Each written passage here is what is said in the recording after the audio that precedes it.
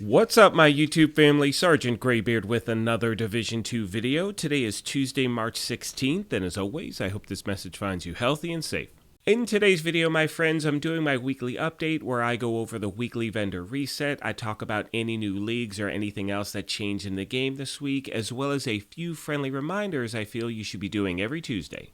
Now, if you happen to be new here, first of all, welcome. Secondly, feel free to hit that subscribe button. We would love for you to be a part of our gaming family. And if you enjoyed this or found it helpful at all, take a quick second and hit that like button. It really does help us out.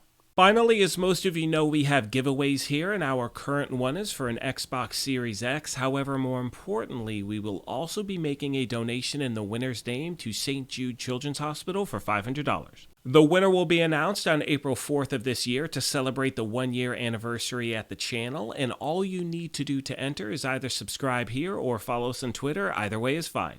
As always, please keep in mind that watching our content is not a requirement to win. Only watch the things here you may enjoy. That's why you have the option of entering via Twitter. Having said that, let's get into today's video.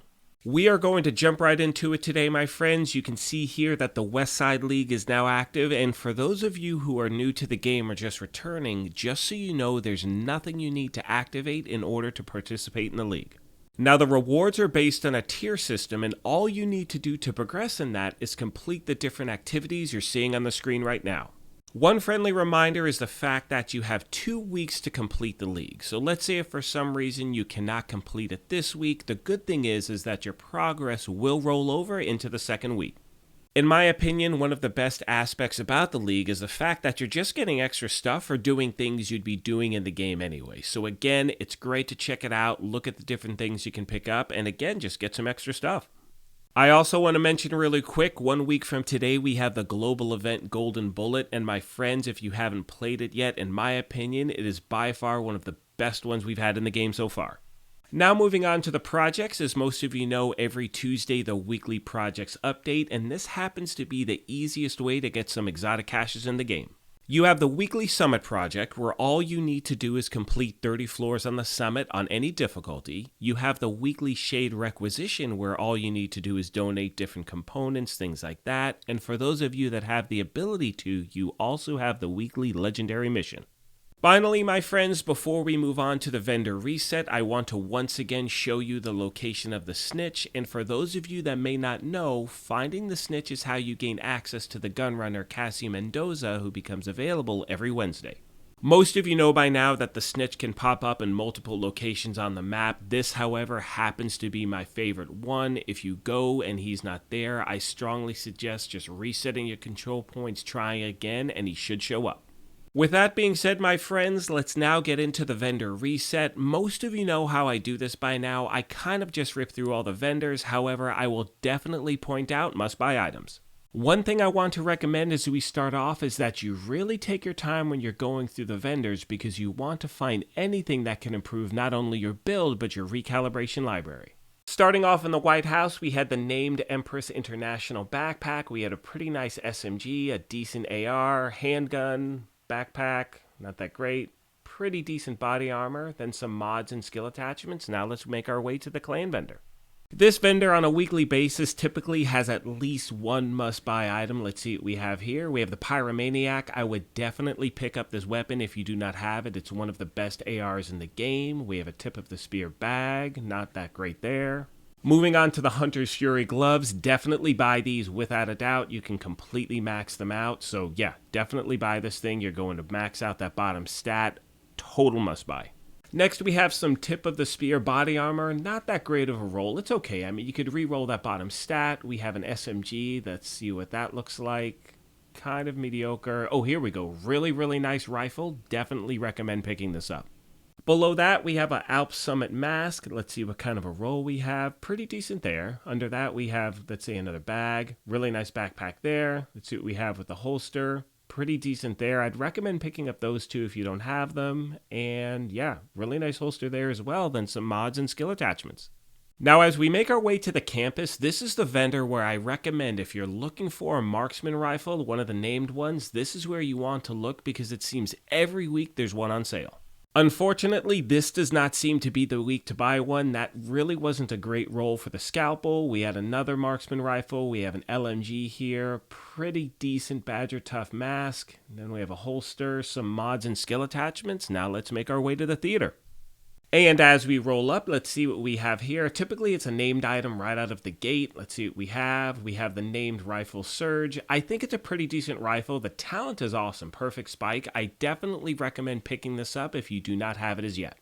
Next, we have a 612 shotgun. Pretty decent roll. Pretty decent M1A as well. Let's see what we have with these gloves rolling up next. Pretty decent Sokolov gloves. Pick those up if you don't have them. Pretty decent knee pads, and then some mods and skill attachments. Now let's make our way to the first Dark Zone. And as we make our way to Dark Zone West, one thing I do every week, even though I don't play in the Dark Zone that often, I always look at these vendors for trying to find anything that's a Dark Zone exclusive that happens to be on sale.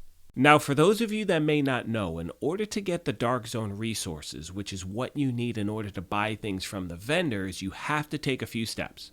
The first of which being obviously going into the Dark Zone. You're going to face different NPCs. Once they drop loot, you're going to pick that loot up. Then you need to deconstruct it. And then when you have those resources, you need to extract them from the Dark Zone.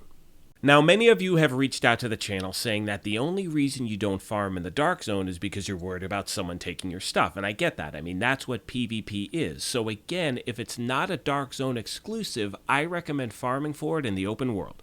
However, as I mentioned a moment ago, there are certain items that are exclusive to the Dark Zone or Conflict. Sometimes you can get them from named caches as well. It just kind of has to be lucky in regards to what you pick up. So again, this can be a very good way to find certain things. And as we make our way to Dark Zone East, one thing I hope the game does whenever they do this next major patch, and this is coming from someone who doesn't really play in the Dark Zone at all, I really hope they improve the quality of loot that drops in the DZ. Anyway, getting back to the vendors, I haven't really seen anything that I would want to buy here in the Dark Zone, only because most of the really good items we passed over have been things you can actually farm for in the open world. And as I mentioned a moment ago, regardless of if you hit the Dark Zone frequently or not, you always want to check these vendors. I know last week or it was the week before, there were a few things I really wanted to get, so I definitely put the time in, did the grind, and picked up those resources. Now, my friends, we're making our way to the last two vendors in New York, and to be honest with you, I haven't really found anything great here over the last few weeks. Let me know if you can think of something, but recently I haven't really seen anything that I've found worth purchasing at these vendors as yet. And keep in mind, as I say that, I'm saying that from the standpoint of my character. However, if you are new or just returning, you will find things you haven't seen before, and that can definitely improve your builds and your library.